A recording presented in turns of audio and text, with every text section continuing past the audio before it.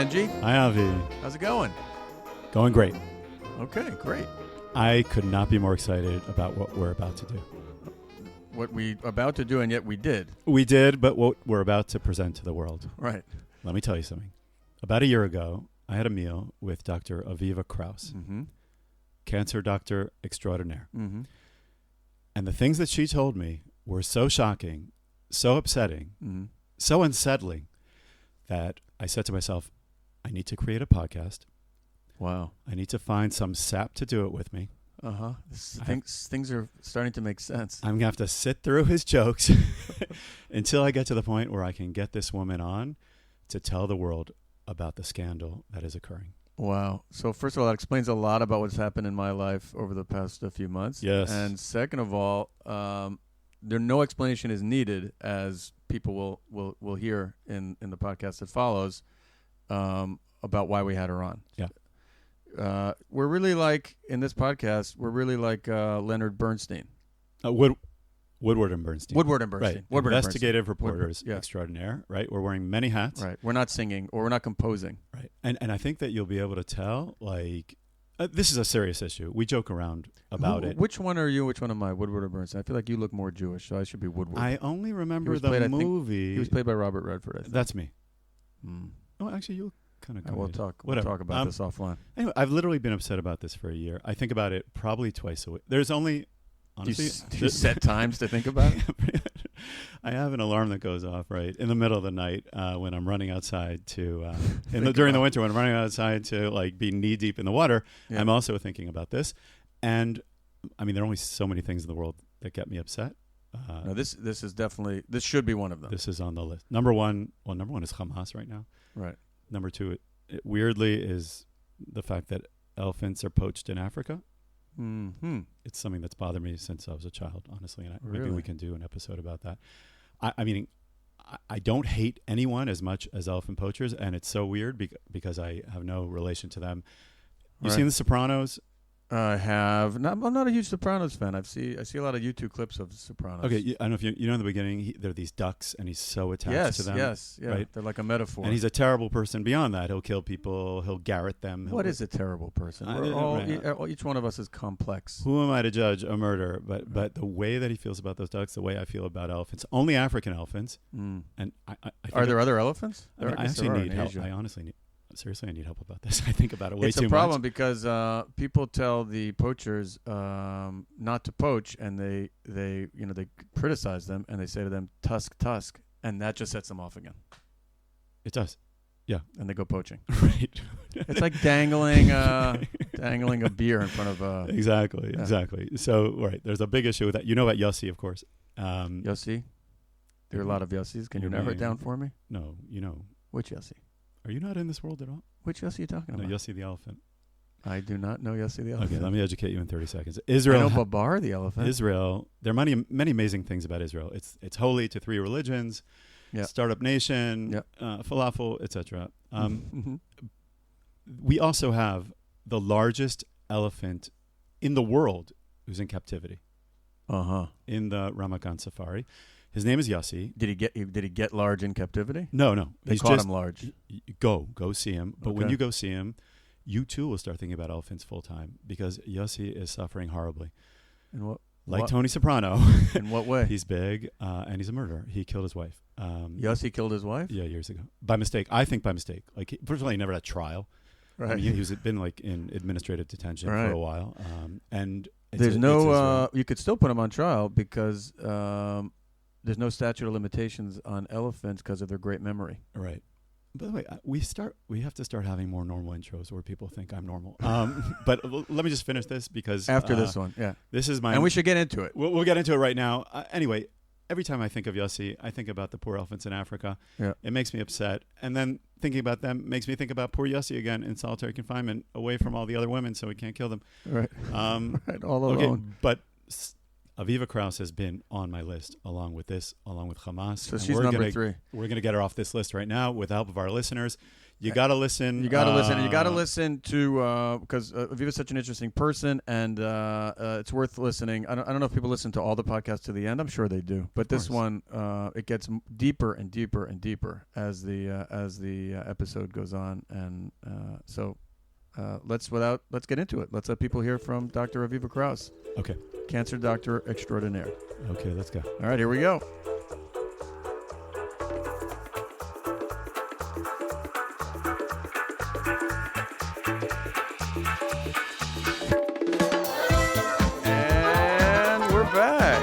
Benji. Hi, Avi.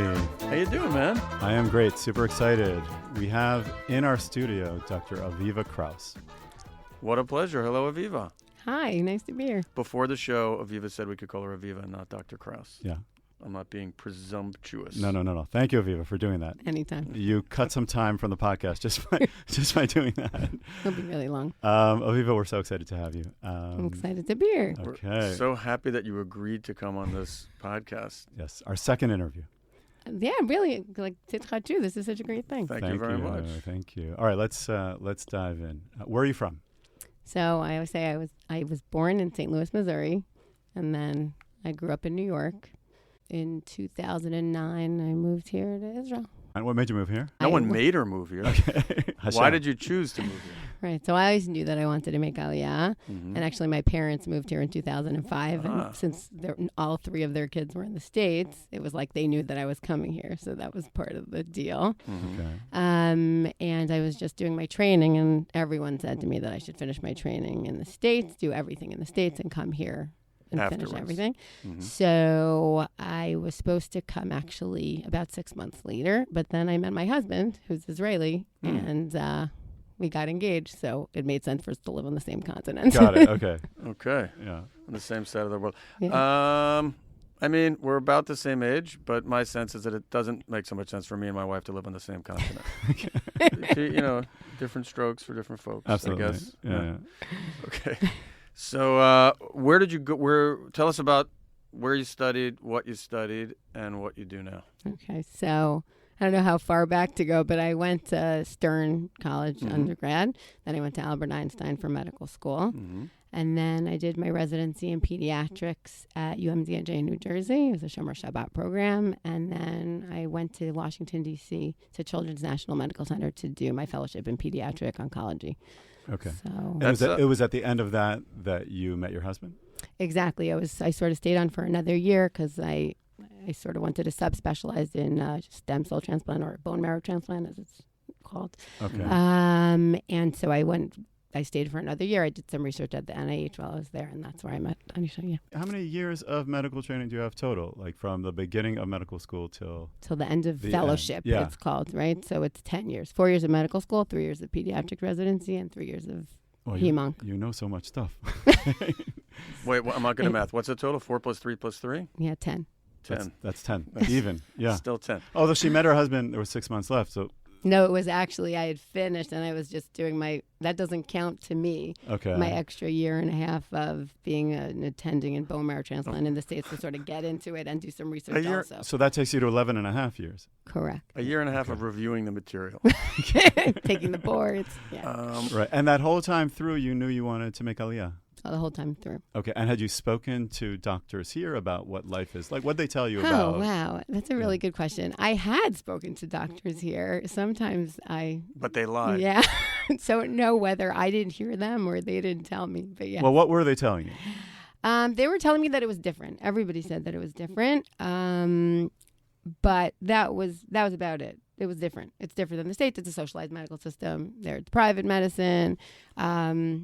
The system is different. You don't make as much money, that they did tell me. And they all said, everybody agreed that I should finish my training there. When did you know that you wanted to go in? Because there's so many fields in medicine, and pediatric oncology sounds like a emotionally heavy one. When did you know that you wanted to go to specialize in that?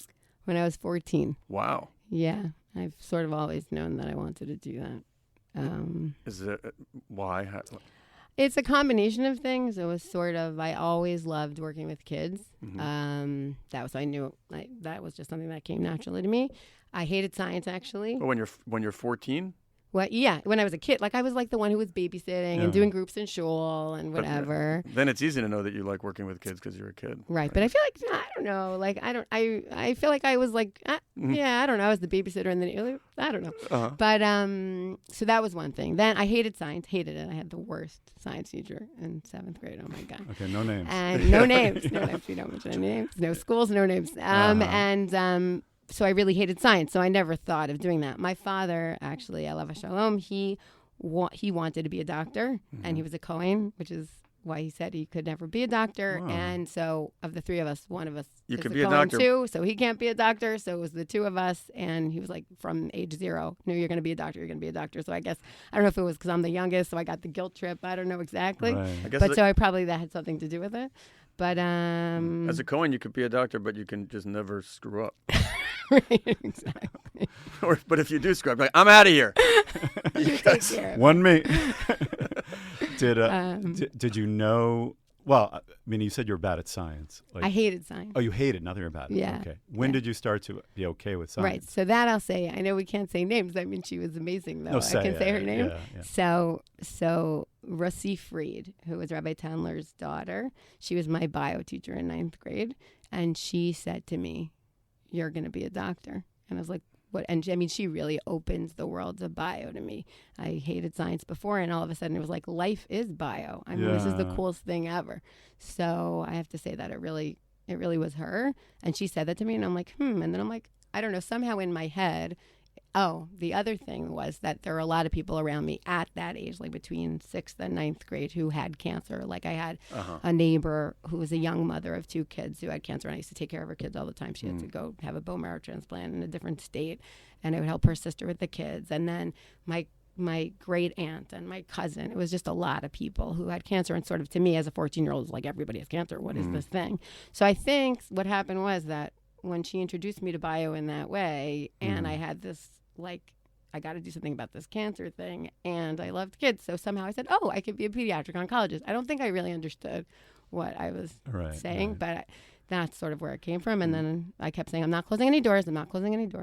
Maybe I won't be. Right. And then I did. Then the doors closed. Okay. And in parallel, you knew you were going to live in Israel. Meaning you just knew that. Correct. And that was my parents just sort of, it was, we were supposed to be here. This is where we're supposed to be. Right. This is where we're going to be. Right. And you had a double whammy. You're also supposed to be a doctor. So. Oh, you were that way. Well, a lot was written in advance about you. Seriously. Okay. So what year do you get here? So I got here. It was actually, I said 2009. It was December 2008. Okay. Yeah. And you get married here? Yes. All right. Nice guy. I know Nice him. guy. Yeah. Super guy. Yeah. And immediately you start working in a hospital. So 6 months later, because we got married. I came here in December. We got married. I took my boards in March. We got married in May, and I started working in June. Okay. And what? Short honeymoon. Yeah. What's your title now? You don't say where, but what are you? I'm an attending physician in pediatric bone marrow transplant. In pediatric bone marrow transplant. Okay.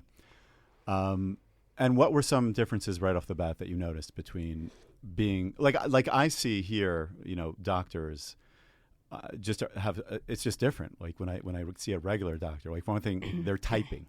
Like in America, no doctor types anything. Like maybe they'll type some, screenplay at home, but they won't have to do anything in the office. That's just at the simplest level for a simple Is that person. true though? I think they do. They have to keep records now. They keep. I'm not sure. They're not typing. They think. I mean, they are typing. No, I think.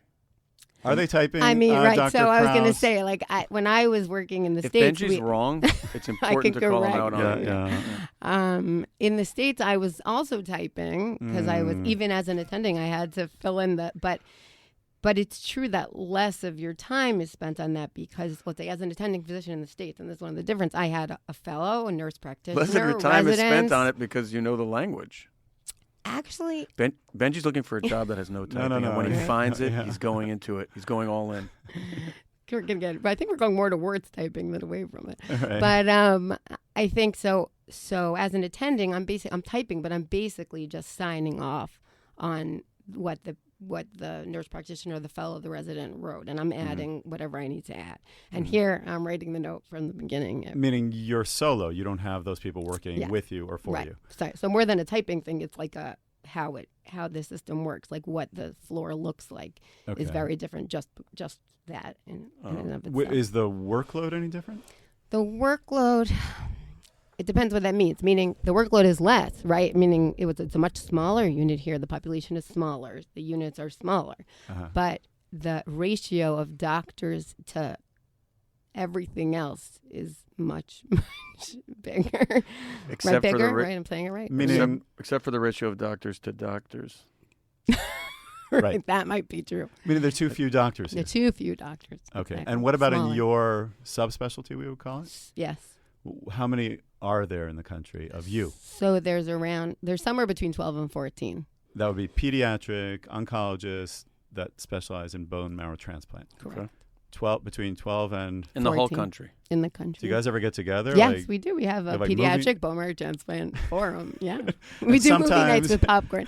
Yeah. And sometimes they're 12, you're like, hey, where are the other two? And then sometimes they're 14, like, oh, you're back. Right, so people go in and out. You don't have like bone marrow soup, I hope. Why would you say that? Because I'm hoping they don't have that when they get Never together. They have it at work all the thought time. that. Let them have something else. Such a respected and respectable guest, and you're embarrassing me. No bone marrow soup. We do have Zoom, so we give presentations about treatments. okay. certain things. You have fewer people helping you. Does that mean that your job is morphing into the nursing, morphing into more of the patient care? So I always say that, that as an attending, I did all this training, and now I have to be a medical student, intern, a resident, a fellow, and an attending. Well, I'm hoping you're Wow, without. okay. I don't know how many nurses we have, Israeli nurses in our listenership, but I wouldn't be so upset if you were doing some of the nursing work. Because it'll free them up to sit at their desk and get annoyed when people buzz them for juice. No. Which seems to me mostly what they do. The That's a Norm nurses Macdonald on joke. our unit are the saving grace. I mean, they are literally with the patients that's 24/7. true. I cannot They have the hardest do job. my job without the nurses. Right. They're amazing, and they have it even worse than I do.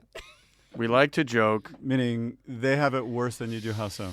I feel like, okay, you asked about the differences, right, between here and there. So in terms of ratios, right? So we have a unit where we officially have 7 beds. There's 5 beds inside, 2 beds outside. Doesn't matter. There are nights that there's 1 nurse covering 7 patients. Wow. That's just dangerous. Okay. And I'm an attending taking care of those 7 patients, but they're at the bedside. So if something happens, they're the first responder, and that's scary. What should the ratio be typically? In America, it's Yeah. 1 to 2 or 3 Okay. every shift, morning, afternoon, night. And here it's 1 to 7. At night. During the day, it's a little bit better, but it could be 1 to 4 or 1 to 5. And they're complicated patients. I mean, Isn't sometimes night it's easy, worse? and the night is the worst. It's worse. It's like usually the worst. Like procedures you don't do at night. It's the worst because there's no one around. Now, what about the level of care? Meaning, is there a difference between, like, actually the outcomes here and in other countries? Or are we better? Like, what's the story? So other countries, there's a lot of countries. No, I mean in Right. developed countries, Right. Western countries. So I think, okay, so in terms of outcomes, like when you talk about outcomes, you're talking about in my field, right? Survival, relapse, those are very similar. Meaning I can't say that the outcomes are different, thank God. What I say is that, for example, take the nursing, right? So I always say that our field of transplant, it's pretty young, right? Like the first bone marrow transplant was done in 1968. And they really didn't start doing them until the 80s. And so I would say that if I did my training right in the early 2000s, I saw before my eyes since 2001 when I graduated from medical school, the difference in supportive care. Supportive care was a big thing. Like we didn't know how to treat. The big deal with transplants is that the kids' immune systems are just shot to the ground because that's what you have to do in order to get the bone marrow in.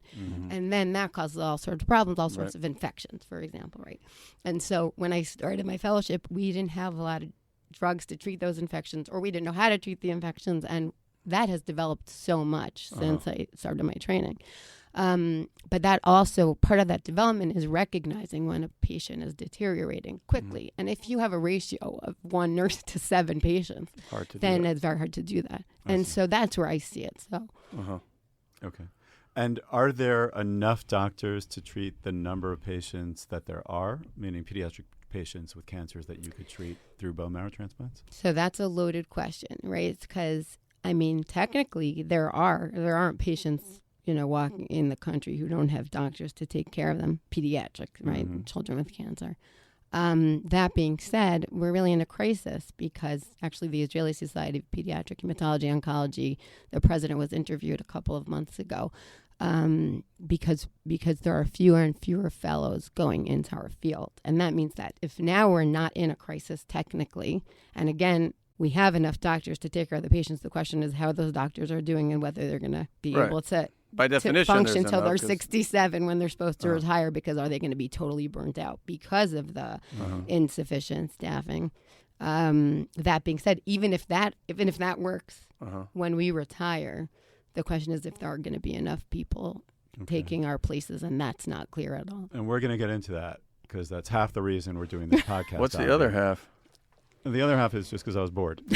Honestly, interviewing Aviva is half the reason we're doing this. You are treating like all of Israel, and do you get tourists also? We do. We get medical tourists. From where? Mostly, I would say that's a bad trip. You come to Israel, and you get bone marrow cancer, and you need a transplant. That is it happens. Bad luck. Yeah. No. Can you get something from the hotel, like a massage or something? You call the desk. That's really all right. That's not what that means. Medical tourism. So we'll ask Aviva, what is medical tourism? Where are they coming from? Yeah. Right. So medical tourism. Right. So most of them are coming from the former Soviet Union, I think, for like a very large percentage. There's some that come from Turkey, or they're used to. I haven't had one from Turkey in a while. But yeah, they're people who don't feel like they're getting the best care that they can in their home country, so they go somewhere else to get better care. That's reassuring. It is reassuring. It's true. But meaning, yeah, right. I mean, I imagine like already there's tremendous burden. There's like too much work to go around, and then you're adding this moneymaker. So that's actually a big controversy. It's been, for years, people have been talking about this. On the one hand, the system is really stretched in terms of resources. So I told you people have been talking about this for years, Benji. You're like, we have this original podcast idea.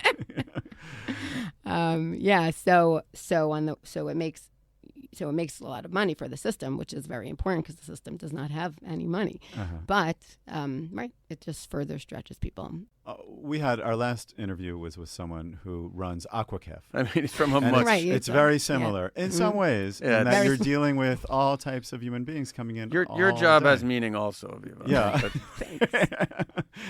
He has a water park. Even though I don't have a pool. He has a water park. So, you have any like crazy stories or? So it's funny because I have so many crazy stories, but I feel like I have to now think about them. Yeah. We have that effect on people. Yeah, we right? make them forget their crazy on stories. the spot, exactly. We can also cut any silence, just so you know. Like there were stories. There was a story of when we first met Aliyah of someone who thought he had cancer and was treated for cancer. I think it might have been bone marrow cancer, but maybe I'm making that up, and it wasn't. I remember the story in the news. That's not bone marrow cancer. Different. You thought I don't remember. Her. It wasn't right. Maybe it was a bone cancer. Maybe it was a blood cancer. When but we it say wasn't bone marrow adult. cancer, what's the name of the cancer? It's not bone marrow cancer. So we do bone marrow transplants, right? Because which people have leukemia so leukemia is a blood cancer. Right. Bone marrow transplants are actually not only done for cancer. Bone marrow transplant is a procedure where you wipe out to varying degrees, depending on what the patient has, their previous immune system and bone marrow in order to make room for a new bone marrow immune system to come in. So we do it for traditionally leukemias. And over the years, though, it's been done more and more for immune deficiencies and autoimmune diseases, even, or what's called immune dysregulation syndromes. So we now do, I would say, like 60% blood cancers and 40% immune deficiencies. Okay, so it's not only cancer. It's not only cancer. So you're an oncologist who sometimes treats the treatment that you give, sometimes treats things that aren't cancer. Right, because I specifically do bone marrow transplants. Yes. Do you find here you get the respect level? I don't know how to quantify that even, but like as a doctor that you would have or you did in the States, like is there any difference there? Meaning, do they still patients? Fellow staff look up to you in the same way? I think so. Okay. Meaning, I think so. People, meaning, look, one of the reasons why I love what I do is because of the relationship that we have with the families, and so it's very, it's obviously a very intense experience with a lot of emotional roller coasters, and yeah, they very much. Yeah, I don't want their respect, really. No. I said that because I know that. I mean, you have a reputation. You're always looking for respect. Like, if Benji can find a job that has no typing and gets him the respect he thinks he deserves, he's in. Yeah. So this is looking golden. I just need 11 and a half years of education. I can do that. And I have to You have to subspecialize. Yeah, exactly. So you do love what you do still. I do. Yeah. And what do you love dealing with the families? Yes. What else? And I love working with the kids. I love dealing with the families.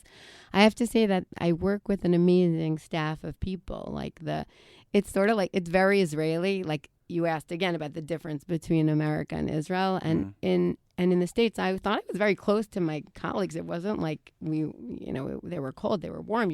It's still intense. You still know what's going on sort of in each other's lives. But it's a different thing. It's really like a crazy Israeli family. Like we have a staff meeting and people are literally screaming at each other sometimes. Mm-hmm. But at the end of the day, like they're really like family. You had the opportunity. This is not because of some pre-interview. I actually know this because Okay. I saw them there. You were in Washington not that many years ago. Right. To go back to the States for a while. Right. Mm-hmm. What did you do there? So there I worked mostly at the FDA. In the Department of Hematology Oncology Products, working on drugs used for either cancers or something related to bone marrow transplant. Working on approving them on the from the beginning, from approving, just reviewing the trials and make sure they were safe up till drug approval. So that was really fun for me. But And did you like that too? I loved it. Yeah. I loved that. Okay. It's a real. How long were you there for? So I was there. I was in the States for 5 years. I worked at the FDA for 4. And that's after you lived in Israel, you moved back there. So. Right. So that was the rest of my trajectory. So I moved here. Like I said, my husband's Israeli, but his job took us back to the States for 5 years. So, yeah. So we came back 5 years ago. So. Right. And meaning they're very different jobs. Like one, you're dealing with healing people and families and all that. And this one, what did you like about it, like at the FDA? So first of all, when I got to the FDA, actually, the reason why I took the job was because I had 3 little kids, and I was like, this is much more flexible than working in a hospital in America, which is another difference, right? In Israel, I had my kids, and they knew that I had to leave the hospital at a certain time. I had to pick them up from Gan. It was sort of like an accepted thing. In the States, you can't say, sorry, gotta go. I have to pick up my kid from daycare. I mean, it just doesn't work in the hospital in America. And so... So I thought I was taking the job. I was taking a boring regulatory job in order for a better lifestyle for my family. And what I ended up realizing was that it's the coolest thing ever. I worked in a department where I was exposed to every new product that was being developed in my field or in a related field that could potentially be used in my field.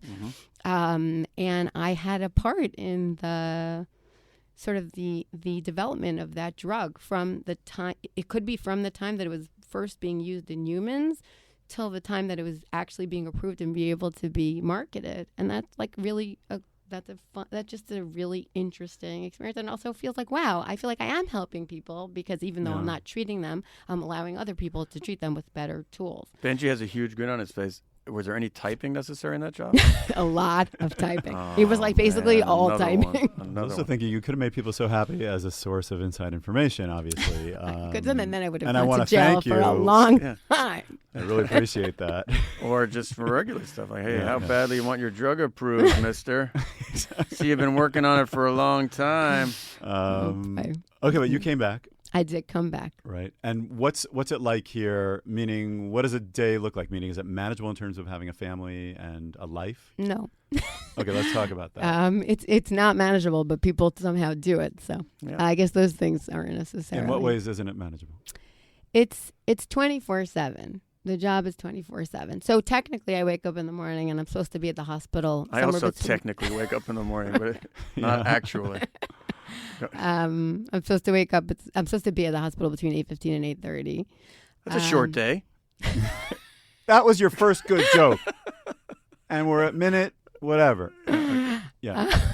And then you're taking care of patients, being the attending fellow resident medical student, nurse, secretary, whatever, social worker. I mean, all these people do exist there, and they are amazing. I'm just saying you also have to do their job. Also, no, they're very busy. They're just too. working really hard. Wow. Exactly. Okay. Yeah. And you keep doing that all day, and if you have 10 patients in clinic, which is a typical, at least Sunday, Monday, Wednesday, then you have a meeting at 3:30 that lasts for 2 hours because we're in Israel and meetings last forever. And so that in and of itself, if everything is fine, that's like just running around like a crazy person to do that. And then either one of those kids is not doing well, or another kid comes in who's not doing well, and then all bets are off because you got to deal with that. And then it keeps happening over and over and over and over again. And then you do nights and weekends and on call. Like I was just on this past weekend. I had the phone and they called like every hour on the hour on Saturday night. Something. You know. Yeah. So, and then my kids are like, "Hey, mommy, where are you?" Right. At least they recognize you. It's true. I should really. Or just your voice. I should be happy about that. It's true. You right now are like every day in the hospital? Yes, every day. Every day, Sunday through Thursday. Sunday through Thursday. Mm-hmm. But you have another job. I do. Okay. What's that other job? I work as a general pediatrician for 6 hours a week in a clinic in Herzliya, in a Kupa clinic. Mm-hmm. Okay, so you're working as a general, like a family doctor. So you're moonlighting. Pediatrician. Okay. Only kids. In the Kupa, seeing kids are coming in with the sniffles. Exactly. Or ear infection, asthma. They need a referral to something. They need a referral for something else. They need a prescription for something. They need a prescription for something else. Maybe an occasional tummy ache. Mm-hmm. All that. They need a sick note. Do they have any idea how overqualified you are? Or like, can they see it in your eyes? So I don't know if they choose to read about me, meaning they can, but I don't think they do for the most part.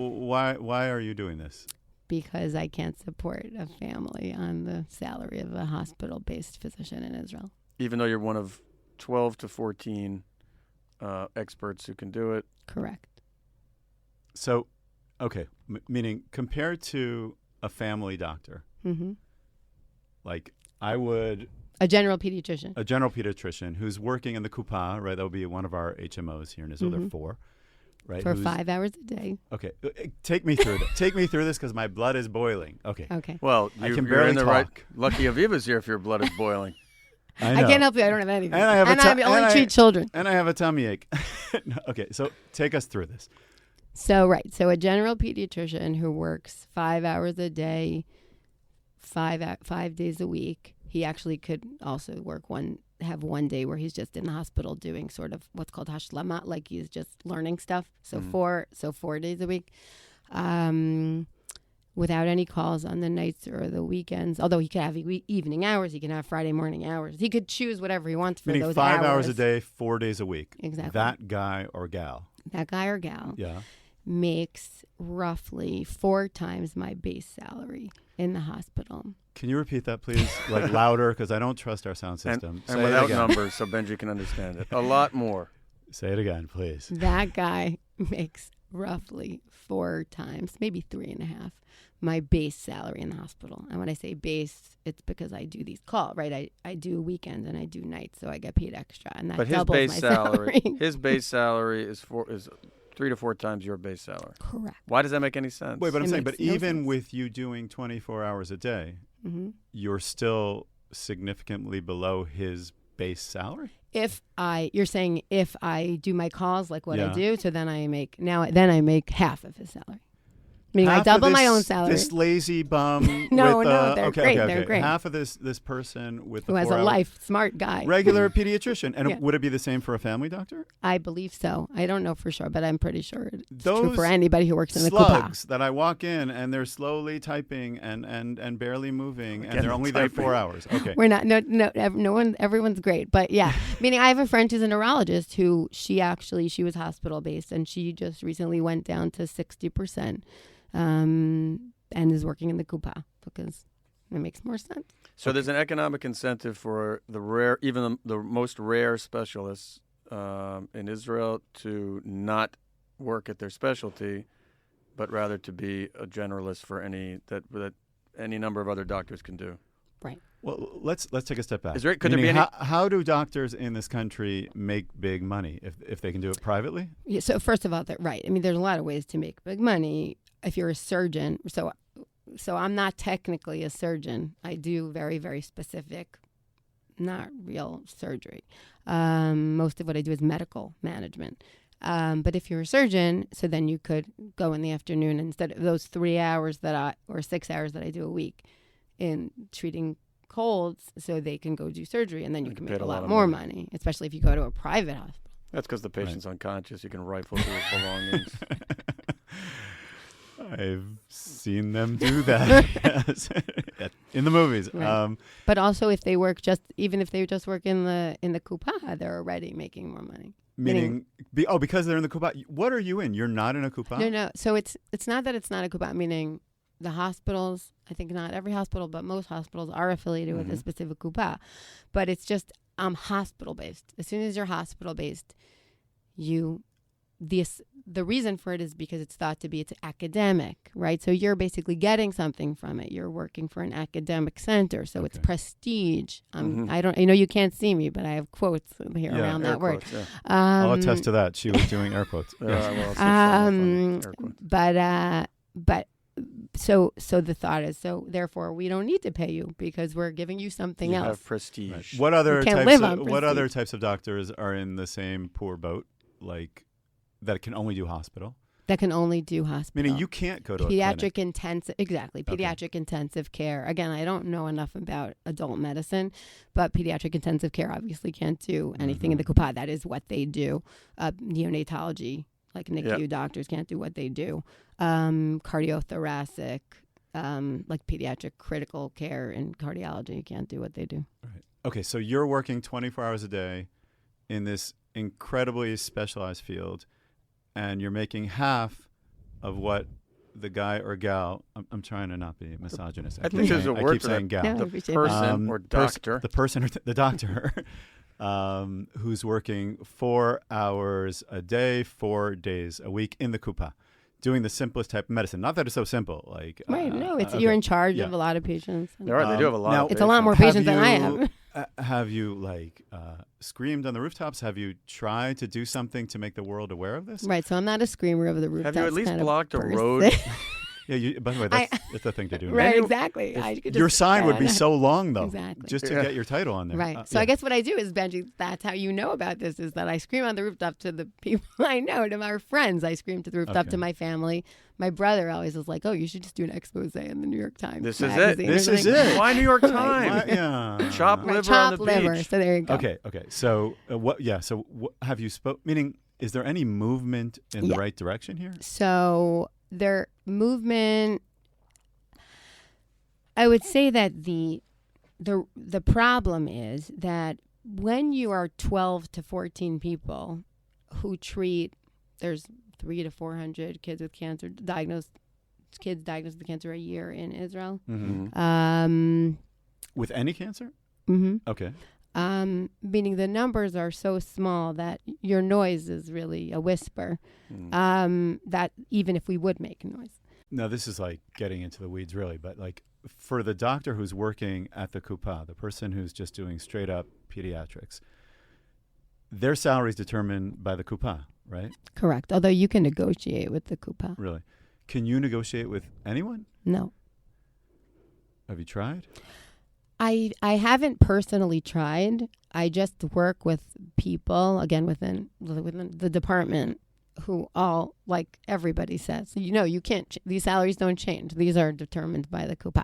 You can play with it a little, right? You can give someone a title and give them more money. You can do things that way.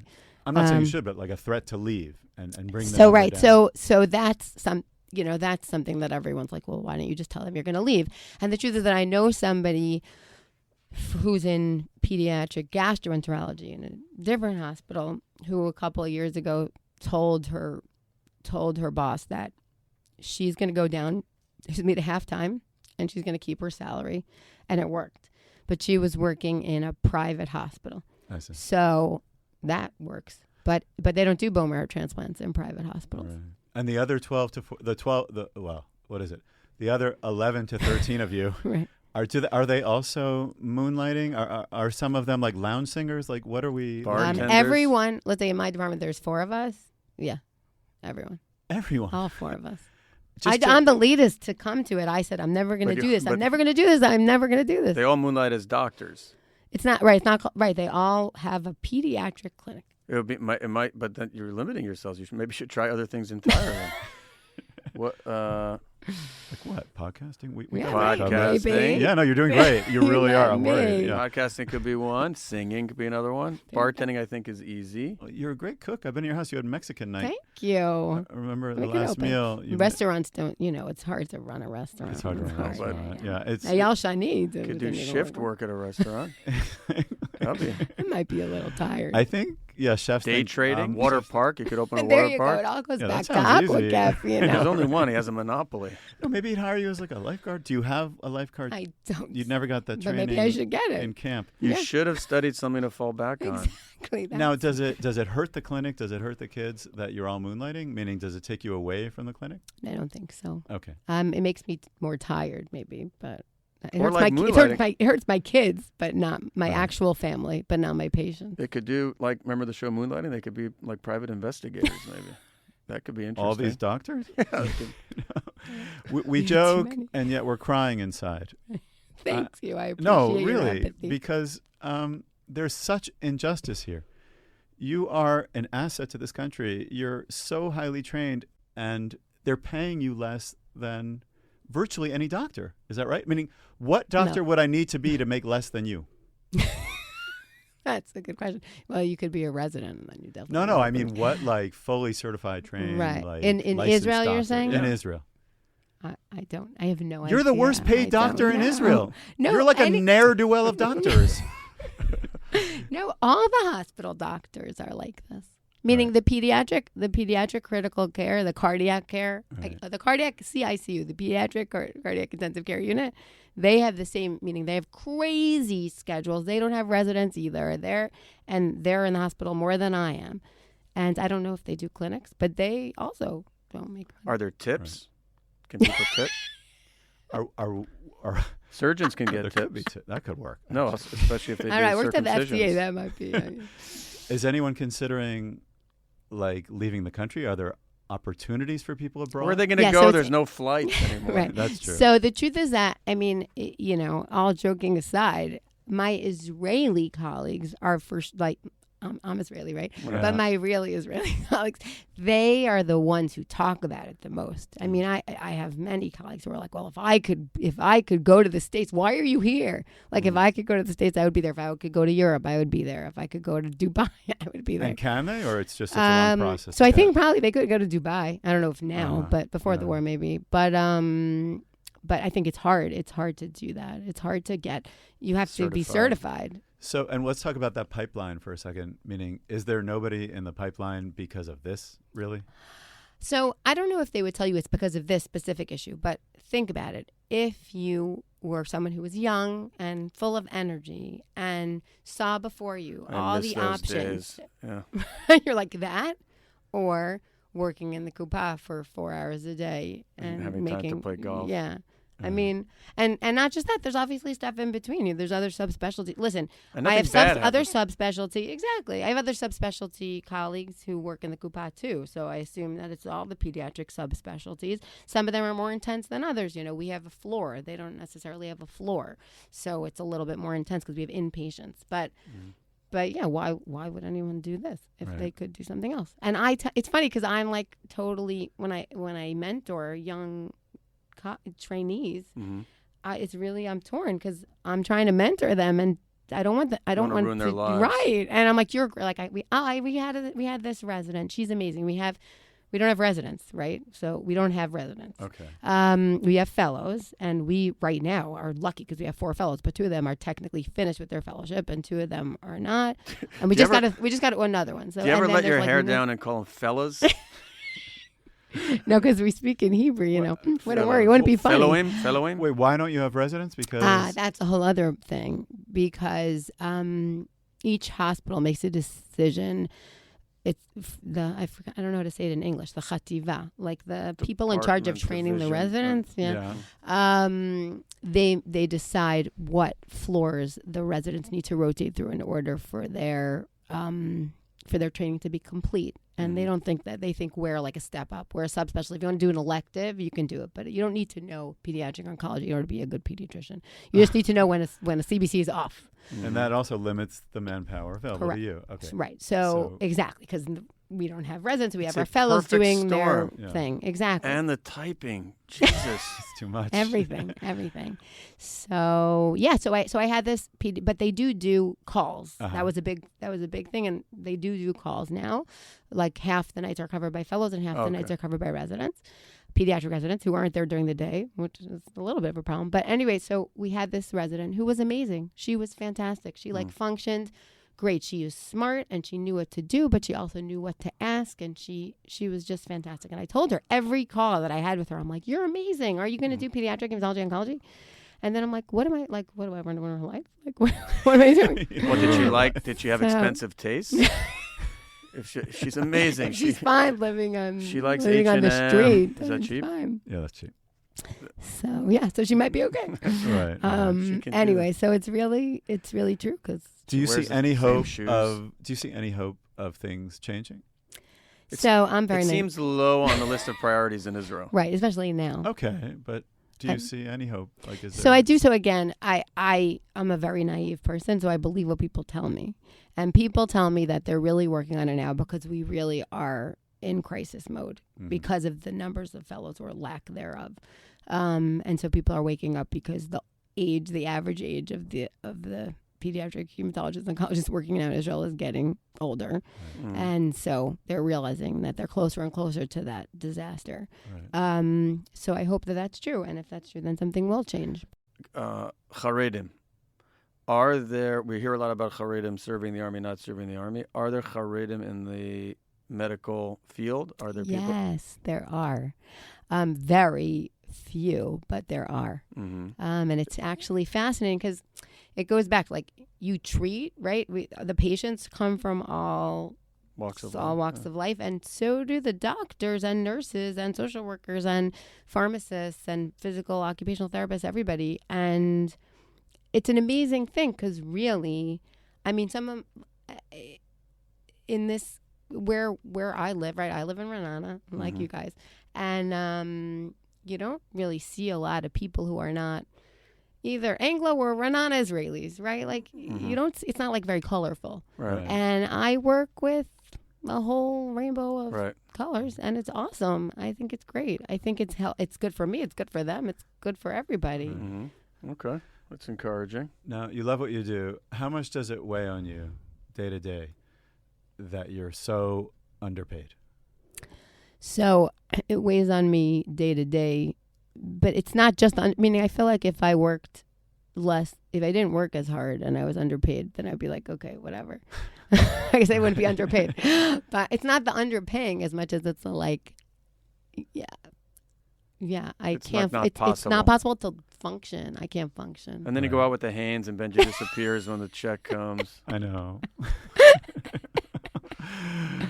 It weighs. Yeah. No, it weighs. But you're finding a way to cope, which is to moonlight as a doctor in a simpler, easier, more relaxing, but much higher paying position 2 days a week. You're 2 days off. So you have no days off. But it's not. It's in the evening. It's afterwards. It's on top of what you're doing. You can't not be there during the day. Meaning I could, but then my salary would go down. So the proportion is obviously worth it. And I actually was considering going down to 3 days a week in the hospital. But so far I've been scared to do that because it's really my passion is that. So it's like it's hard to. Yeah. And you're still passionate, meaning you still. I do, but I'm breaking. Yeah. Well, something got you to this podcast. I was shocked you said yes. Not a lot of whole people come here. No. Just the title throws them. When you're a regular old pediatrician, I don't know how to ask this nicely, but like, do you have enough experience for that? Like, you haven't actually done that too much. Right. No, it's a fair. Do you think everything's cancer? Right. So, so no, definitely not. If anything, I'm like, oh, it's not cancer. You're fine. But no, the truth is that that's another one of the differences between medicine in the States and medicine here. Like, I mean, you guys, you know, from your kids, you go to the pediatrician. What does the pediatrician do? They look in your ears, listen to your lungs, tell you you need antibiotics, you don't need antibiotics, you need Usually X-ray, you don't need blood antibiotics. work. Right, that's true too. And then if it's anything beyond that, then you send them to a specialist. So I feel like I could not ever be a pediatrician in the States. A general pediatrician, even though I do that during the summer. But I'm. You mean you don't have the experience? I'm not. I'm not someone who can. Meaning, I am a pediatrician, and I can take care of acute situations because also pediatric oncology is you're basically the pediatrician for that kid, basically for the rest of their lives.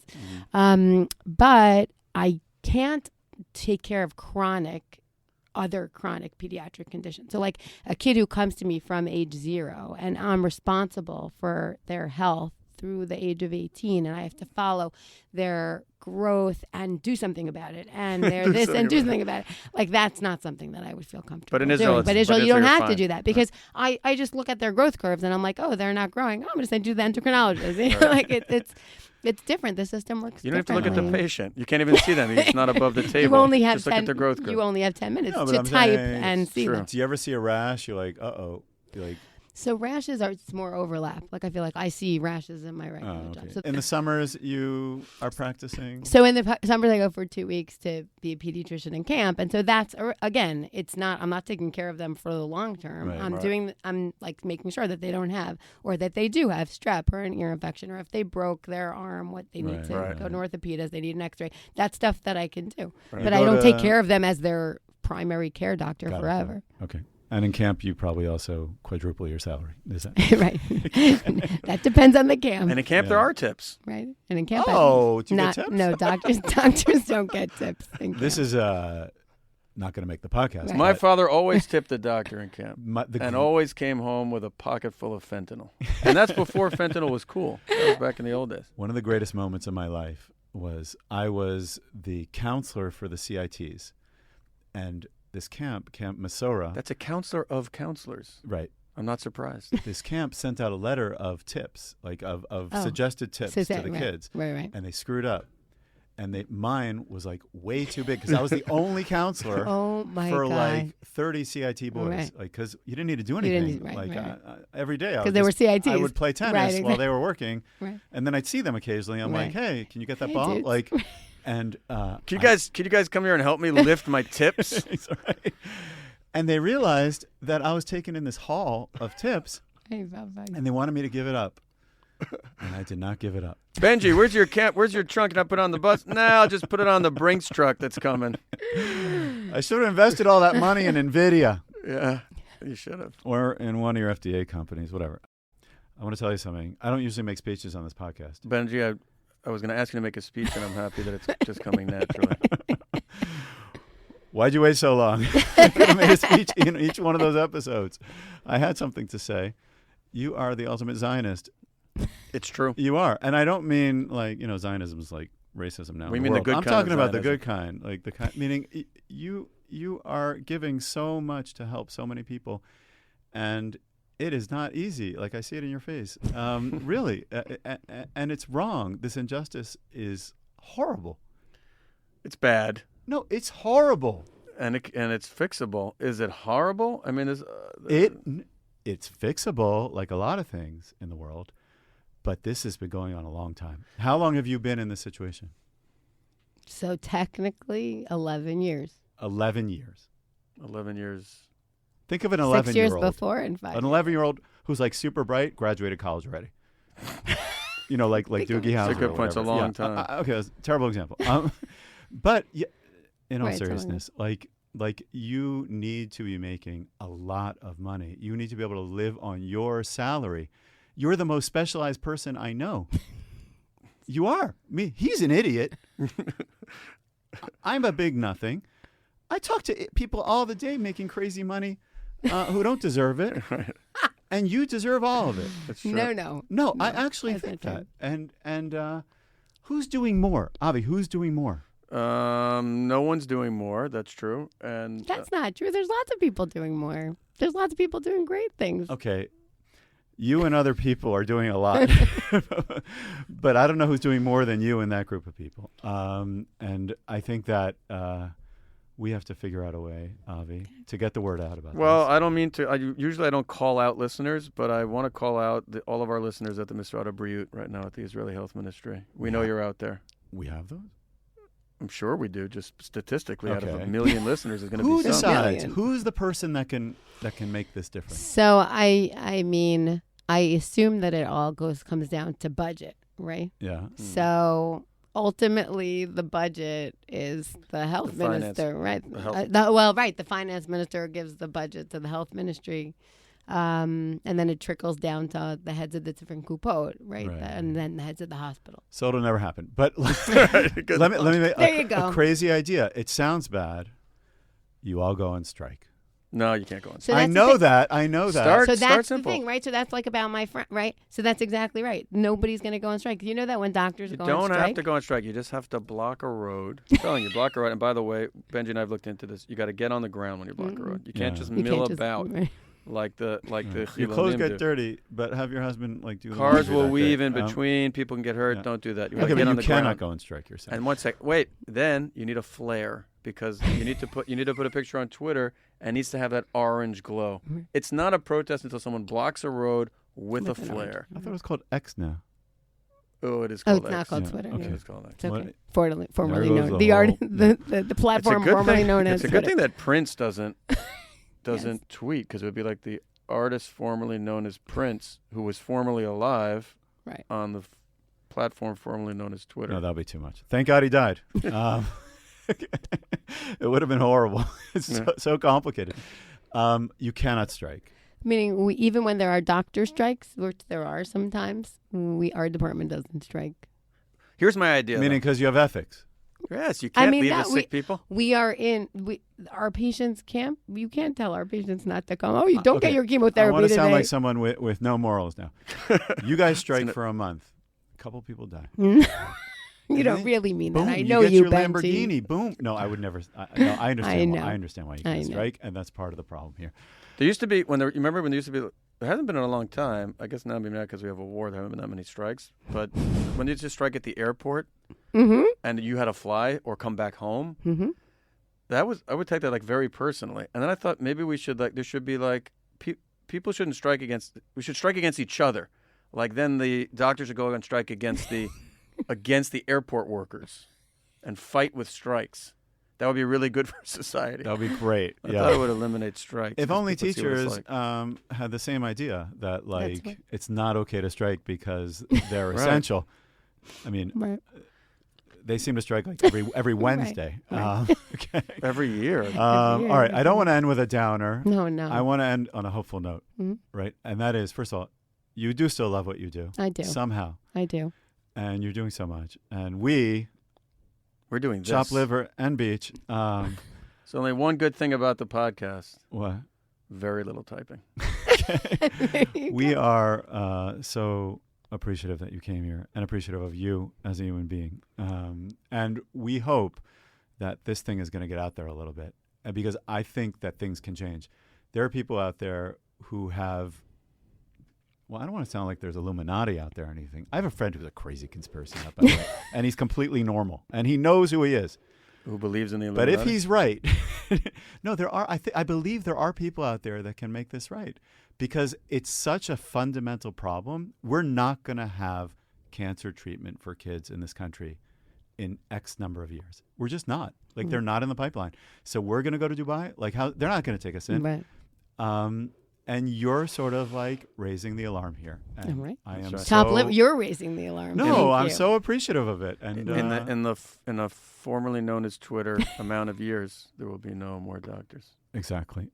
Wait, can I just say something before? Absolutely. So, because you want to end something, so that's an up note that things will change. The up note is that the hospital is an amazing place because things are really hard here, and everyone's fighting with everyone, And the hospital really is a place. And it's so sad that that's what it takes to bring everybody together. But it's really true. Like, you don't know where people are coming from in the hospital. They just sit together and, you know, they're all hanging out there for the same reason. And they just want their kids to live. And I feel like if we could maybe just like learn a little bit from that, that would be an awesome thing for the country. So that's beautiful. That's great. That is nice. All right. We got to get And there. inspirational. Thank you very, very much for coming on the Thank you, podcast. Aviva. For sharing the Thank important you. message. And, yep, thanks a lot. And we're going to follow up on this one. All right. Next week, there better be movement on this issue. We expect You're to going to see be a back change. every week. We're going to punish our listenership until we make a change here. And you live near us. So then we're going to start hating you because you're going to have a fancy car. Yeah, it's going to be And annoying. you're going to I have don't want you loud making parties. real money. And we'll be calling the city. Well, to maybe I'll get- be able to move away. And they'll be like, no, we can't shut down Aviva's party. I don't want her making... She's very rich. I don't want her making hedge fund money. I just want... You know. We like you the way you are. Just want a car. Just like us. All right, Aviva. Thanks a million. Thank you, Aviva. Thank you.